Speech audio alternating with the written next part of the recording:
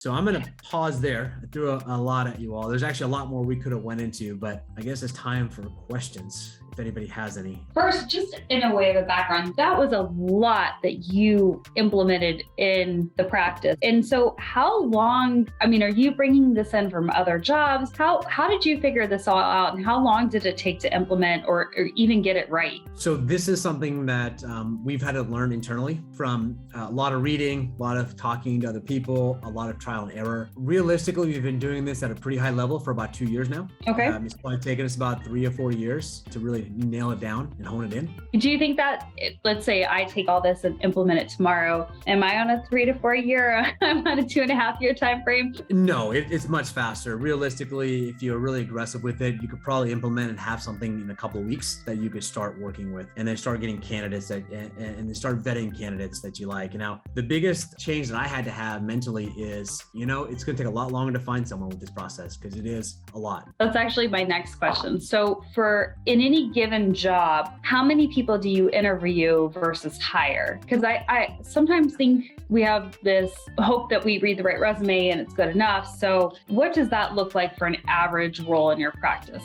I haven't done the numbers, but I'd estimate for any particular job, we probably get, I'm just going to estimate here, let's say we get 500 resumes. Out of the 500 resumes, 50 of them would probably be a phone screening. Out of the 50, we probably have about 20 who make it the first round of interview. Now the 20, we probably have 1 or 2 that we'd interview, or offer position to. So one to 2 out of 500 is roughly the ratio that I think we see. So it's quite a few people that don't make the cut. Building on that, you definitely have that hire slow, it seems fire quickly mentality with your 90-day check-ins. And so out of the people you do hire, I'm just trying to set expectations for what a good longevity driven hiring process looks like. What does that look like in terms of keeping people? Because I think it's really important to let people go before they're toxic or not a good fit. And so I'm not asking us how many people you fire out of everyone you hire, but in general, what does that look like in your practice?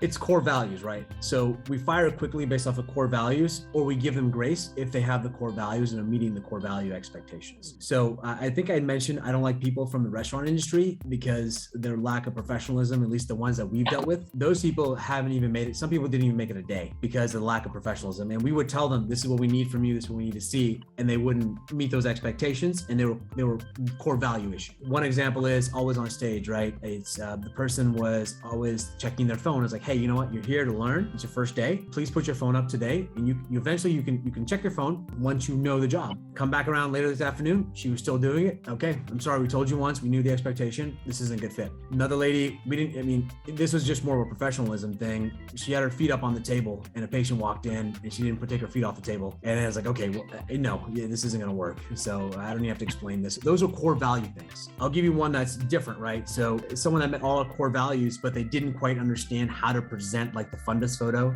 or fundus photography photo that we have. We'll work with them on that. Hey, do these things, work on these things, and we'll make sure to get the job. So we give a lot more grace to people who are the right cultural fit. So that's how we kind of maintain that culture. Because if you have someone that's not a good cultural fit, but they do the job well, they're the brilliant jerk. They're the ones that you don't want in your office. 2 really good questions. One is, and I hear this a lot, and finding candidates that won't even bother to go through a 3 interview process. Jobs are being made to them and they're just grabbing them before they even come to an interview. Any thoughts or suggestions on how to handle that very frustrating situation? Yes, you have to do what's needed for your business, right? There's trade-offs to every decision. And I'd be lying to say if we haven't done that either. And in those situations, we're very, very hawkish in terms of firing fast. So we'll make an offer, say you can start, but they have a very short leash in terms of expectations because we haven't been through the full vetting process and we don't know. I do always call references, even if it's a fast process. They always get like a round 1 and round 2. I've never hired without someone coming in person. That I will not do.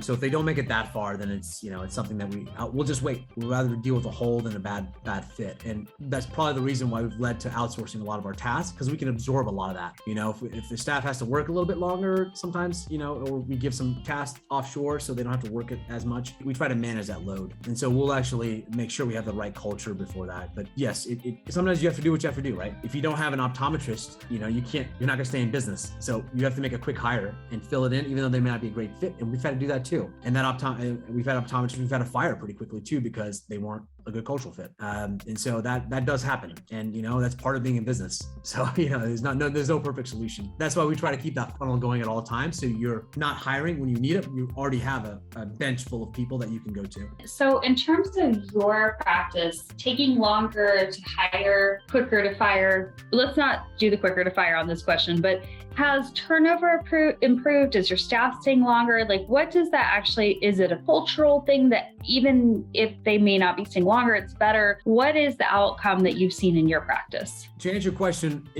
has turnover improved? I hope so. I think so. I don't know. Give me a couple more years and I'll be able to tell you that a little bit better. Over the last 2 years, since we've really nailed this down, we've actually had to turn over our staff because we realized that our staff members were not the right cultural fit. And so we've just, about a year ago is when we've actually solidified our new culture and wanted to hire new people. So we've only had the new team for about a year. So far, so good. I know offshore has definitely been that way. Offshore, we started there and we haven't lost a person due to them leading us culturally. They've stayed on board with us the whole time. So, and you know what? The way I look at it is I hope for the best, but plan for the worst. I plan that, realistically, they may not stay. I can make it a career. I can make it a path to growth. I can give them all the benefits, but people still may not stay. And that's something we just have to be prepared for. So one thing that you said that kind of piqued my interest a little bit is you said you're always hiring. And so that you might be hiring people that you don't necessarily need at the time. What does that look like? How do you even make that decision? I think about, finances and the practice, and it's really hard to imagine having an extra person on payroll. So what does that look like for you? So back in my engineering days, we never staff to break even in terms of requirements. We always try to staff a little bit over. So there's always 1 or 2 extra staff members anyways. But because we've outsourced a lot of our back office, we can afford that. So it's not as expensive for us to do that. And usually that extra person is someone who's younger, less expensive, that can be trained up, who's younger in their career, starting their career off. The extra folks tend to be in that realm that we're training them to be opticians and managers down the road, but we're looking at a 3, 4, 5-year development plan for them. Fair enough. And then one final question, unless any other participants have one. I'm just curious, besides being an optometric practice CEO, COO, what was the most interesting job you held? Because he's done some very, very interesting things. And so just so everyone knows kind of the range of what drove you and your curiosity to developing something like this for your practice. So I'll answer. So the most interesting job I think I've had was probably